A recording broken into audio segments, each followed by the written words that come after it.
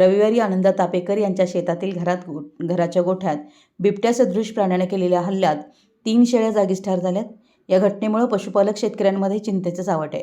One विभागाच्या अधिकाऱ्यांनी तत्काळ घटनास्थळी धाव घेत पाहणी केली व पंचनामा केला।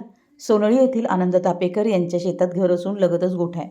नेहमीप्रमाणे त्यांनी रात्री शेळ्या गोठ्यात बांधल्या होत्या, मात्र पहाटेच्या सुमारास दबा धरून बसलेल्या बिबट्या सदृश प्राण्यानं अचानक हल्ला चढवला। सकाळी तापेकर गोठ्यात गेले असता 3ही शेळ्या रक्ताच्या थारोळ्यात मृतावस्थेत आढळून आल्या। या हल्ल्यात शेतकऱ्यांचं मोठं आर्थिक नुकसान झालंय। घटनेची माहिती मिळताच वन विभागाच्या अधिकाऱ्यांनी तात्काळ घटनास्थळी धाव घेत पाहणी केली आणि पंचनामा केला। पशुसंवर्धन अधिकाऱ्यांनी मृत शेळ्यांचं शवविच्छेदन केले। यावेळी पोलीस पाटील आणि ग्रामस्थ मोठ्या संख्येने उपस्थित होते। सोनाळी परिसरात अशा प्रकारची घटना प्रथमच घडल्यानं ग्रामस्थांमध्ये घबराट आहे। जंगल नष्ट होत असल्यानं वन्यप्राणी मानववस्तीत येतात। बिबट्या सदृश प्राण्याच्या हल्ल्यात शेळ्यांचा मृत्यू झाला ही अत्यंत दुर्दैवी घटना आहे।